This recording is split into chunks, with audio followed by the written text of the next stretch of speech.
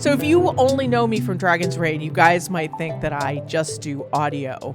And you may not realize that Dragon's Reign, Empire of Stars, and everything else you're hearing about, they're all written stories. In fact, they're something that we have termed written web serials because it's the easiest way to differentiate them from books. So I've been writing for 10 years and we just decided to create the Dragon's Reign podcast and the Empire of Stars live reading in order to get people interested in my written work and my website, Raythe, which is a monthly membership website where people can read stuff and comments and be part of the worlds and help me make magic. So that's what I'm really an author, a storyteller, more than anything else. I'm older than probably a lot of you listening. When I was 12 years old, even younger than that, I started writing gay romance, and I was the only one I knew who liked that or wanted to read that. And everybody around me thought I was strange, but they were also really kind and still continued to tell me, write what you want to write. This is your stories that you want to tell. Don't let anyone tell you you're wrong. And then ironically, when I was 30, I finally found fan fiction.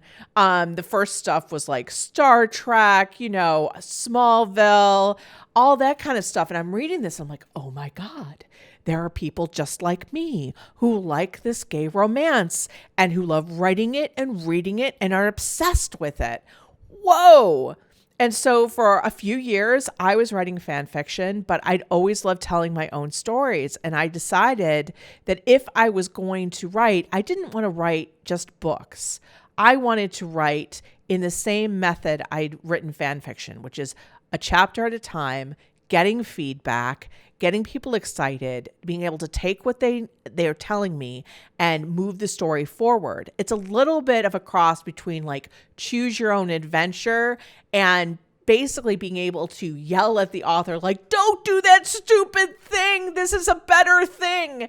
And honestly, it's been just great. And that started in 2010. And it's been something I've been doing all along since then at raytherain.com. By the way, do check that out.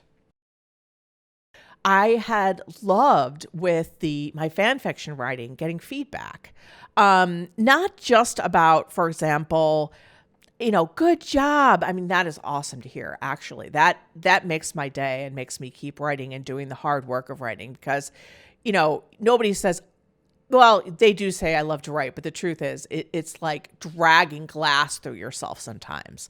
But when I have the interaction, I don't feel like I'm screaming into the void. It feels like I'm telling a story to someone across the table like I used to do when I was a kid, instead of just talking to myself. And that always leads to better storytelling. It really and truly does. I mean, how many times have we banged our head against the wall when our favorite author with our favorite series suddenly veers left when they should have veered right?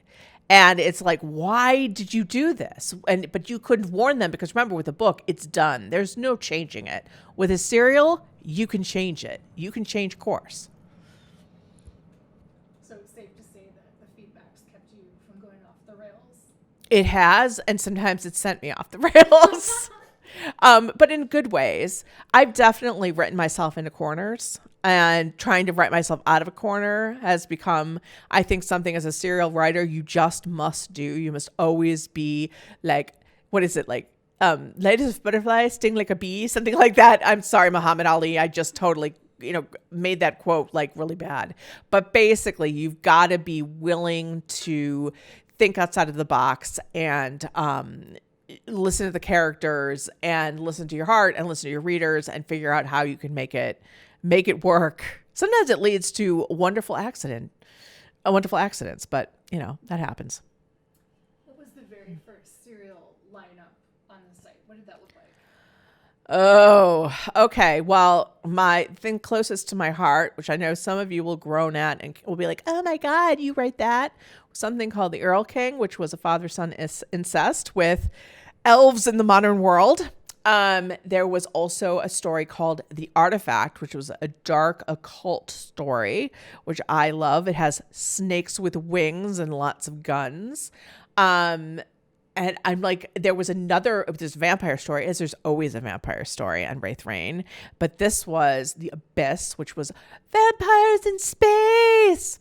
And we did have one of the few MF stories out there, the few heteronormative stories, which was called The Deep Within, which was actually more of a horror story. That's no longer there. I've really now kept Raythe to be all gay romance. Do you have any particular favorite genres to write in, like things that you would always get ideas for? I think, when I think of genres, I mean, most people think of genres as like paranormal or urban fantasy or high fantasy or contemporary. And I don't think about genres that way at all. I think about genres in terms of vampires, elves, shifters, futuristic worlds, crime lords, based on the sort of like hook of what that particular setting or what that particular one of the members of that couple is going to be. So I really rotate amongst all of them. To be honest with you, it seems like anything I'm working on at the time is my favorite. I really do love the best, though, is to take something like elves, something that you don't expect, and mix it with contemporary. So it's not quite urban fantasy. And though this was not a good show, Bright is a good example of that, of having, like, for example, high fantasy creatures during the modern day. I hope this was interesting, that you got to know me a little bit better. We'll do more of these. Obviously, if you have questions, always put them in the comments or send them to us via email, because we often do Q&As and going throughout the whole year. So there's never a time where you've missed out on your chance to ask a question and hear an answer. So thanks a lot, guys. It was great to talk to you all. Bye.